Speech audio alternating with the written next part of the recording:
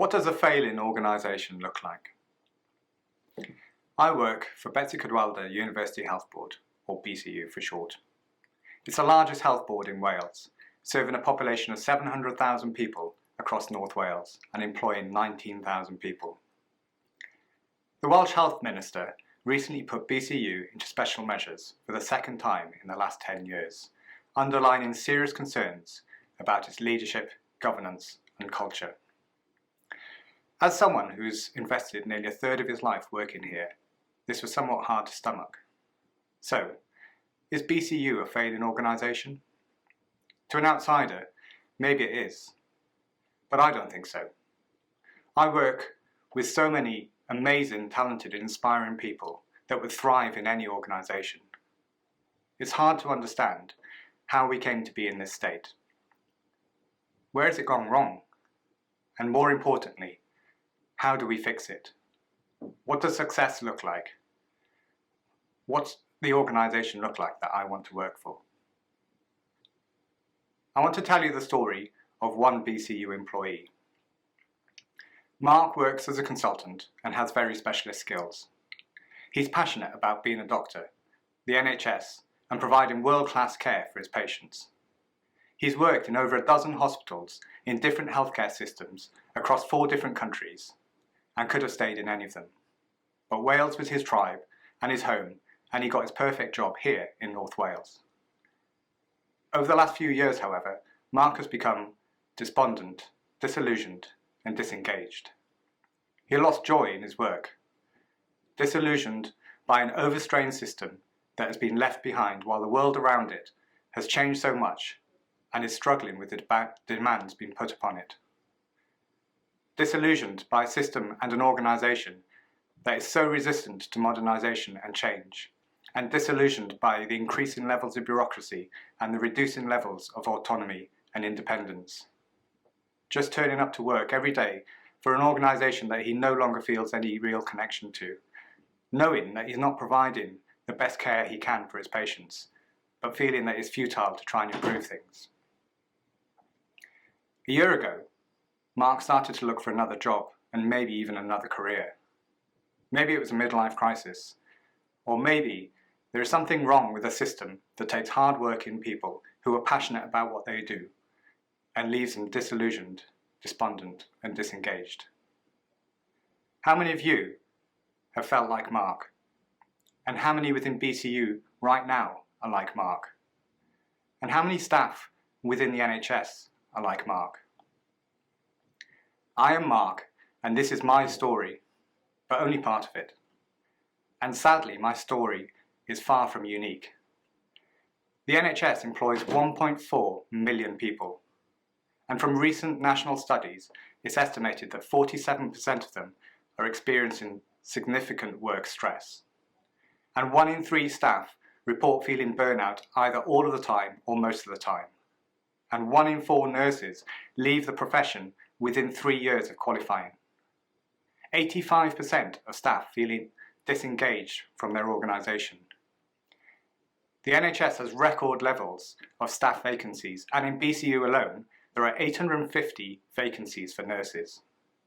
And to make things worse, we have record levels of absenteeism, with many staff off because of work-related stress. And this is leading to unsustainable staffing levels. And this has consequences. Doctors who have burnout are significantly more likely to make a major medical error in the next month. And chronic stress and excess workload are associated with high rates of death on intensive care. High levels of staff stress are associated with less compassion for patients, poorer levels of care, worse patient satisfaction, and waste of financial resources.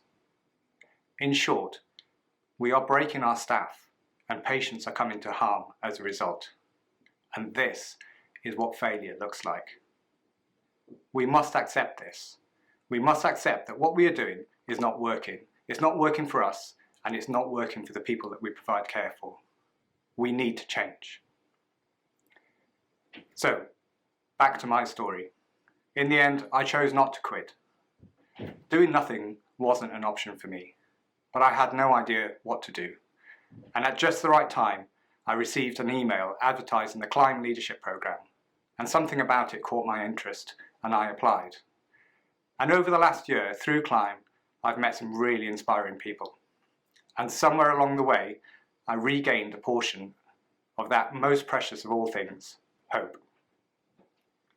And earlier this year, together with one of my colleagues, Linda, I found some more inspiration from Professor Michael West, an organisational psychologist who wrote a book on compassionate leadership in healthcare.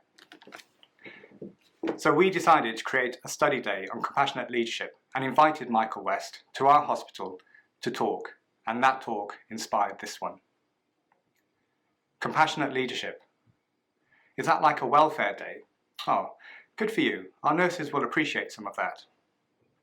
That was quite a typical response that we had. I know some of you listening might be a bit cynical about it, and if you are, thank you for sticking with me. What does it even mean? There's a lot wrapped up in 2 words. A lot about developing an organisational strategy and culture based on the core values of compassion. And I can't do it justice in a short talk, but broken down to its most simple form, it is about being compassionate, attending and listening, really listening, and understanding and empathising and helping. Compassion to your patients, to your colleagues, and to yourself. It does sound a bit flaky, doesn't it? Compassion. Sure, it sounds a bit soft and fluffy. Be nice to people and all that. It's hardly something we need to learn. Surely you either have it or you don't. A new fad. Just an old message but wrapped up with scented candles. Not as important as the hard leadership stuff. If that's what you're thinking, that's okay. It's good to be cynical. And I was cynical. But it is based on hard evidence. So for all you cynics, here are some facts. Being compassionate, not only for those that we care for, but for our colleagues and for ourselves, improves satisfaction and staff engagement. Compassion makes the person receiving it feel better and the person given it feel better. Berkshire Health Trust trained all of their staff in compassionate leadership over 5 years, and they are now the Mental Health and Disability Trust with the lowest levels of staff stress and the highest levels of staff engagement. Okay, so what? Well, not only that, but this leads to better patient satisfaction, better quality of care, and better use of financial resources. You still thinking it's soft and fluffy? It's tried and tested, and if you're sceptical, read about Northumbria NHS Trust and how it's helped them become one of the highest performing NHS trusts in England. Or the Isle of Wight, who transformed their leadership culture and adopted compassionate leadership and then succeeded in turning themselves around from being in special measures to being rated as good within 3 years. That doesn't sound flaky to me, that sounds awesome. And if you think it's just a fad, maybe you're right, but it's been around a while now, and it's certainly catching on. Not only in the UK, the International Institute for Healthcare Improvement has a programme and a published framework all about improving joy in work. And not only in healthcare, but every industry. Some of the biggest and most successful companies in the world, like Apple and Google, promote a culture of compassionate leadership. And I thought, there really is something in this. And then I thought, what if? What if this is how we fix it? What if we rebuilt BCU into an organisation with compassionate leadership as its core tenet? With clear values and purpose that all of us are invested in? What if we made our workforce our #1 priority? What if we focused on everyone's core needs at work, like having some autonomy and a sense of belonging and feeling valued for your contribution? And what if we properly trained all of our staff in compassionate leadership like they did in Berkshire? And what if we supported each other to practice self-compassion, like taking proper breaks? And what if we looked at the root causes of staff stress and burnout, like chronic excess workload, and we invested in technology intelligently to offload admin work from our staff? And what if we asked our staff what they would like to stop doing because it adds little value? like North East London NHS Trust, who eliminated 85% of their clinical audit work and are rated outstanding by the Care and Quality Commission? And what if we focused on retention of our staff so we could have safe and sustainable levels of staffing? And what if we adopted a more compassionate approach to adverse incidents, focusing on learning and supporting our staff rather than blame and discipline? And what if we asked our staff, what would make this job brilliant for you? And then actually did something to make it happen. An organisation that puts its staff first, investing in their training, not just clinical training, but leadership training. An organisation that builds a culture where staff are engaged and want to come to work to learn and strive to improve things, and are trusted and given the autonomy to do so. Where our staff want more accountability, where we want to report our adverse incidents and we want to learn from them. An organisation that takes in the disillusioned and the despondent and the disengaged and turns them into a happy and motivated, compassionate workforce. An organisation that we all feel a deep sense of belonging to. That is an organisation that I want to work for, and that is what success looks like. I had a choice. I could have stayed disengaged, or I could try and be part of the solution. And change was uncomfortable, and it took some effort and inspiration, and it took others to be compassionate to me, and it took me to be compassionate to me. But I'm really glad I made that choice. And if you're feeling disillusioned, or despondent, or disengaged, you too have a choice. You can choose not to be. I would like to end now with 3 simple requests for all of you, and all of you now have a choice. You could choose to do nothing, or you could do 3 things to help be part of the solution. The first thing is, watch our recorded lecture from Professor West. And if that inspires you, read his book, and then go on to spread the word. Especially spread the word to those who are in leadership positions.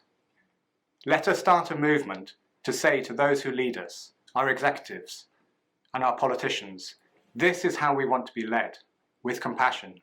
This is the organisation that we want to belong to. Second, go away and ask yourself and your teams, what would make this job brilliant for you? And then act. Go on to help make it happen. And finally, above all else, be compassionate. Not just to your patients, but to your colleagues, and most importantly, to yourselves. Listen before you speak. Seek to understand before you judge. Show empathy, and do what you can to help people be happier. And I hope it gives you the joy that it's given me. Thank you for listening.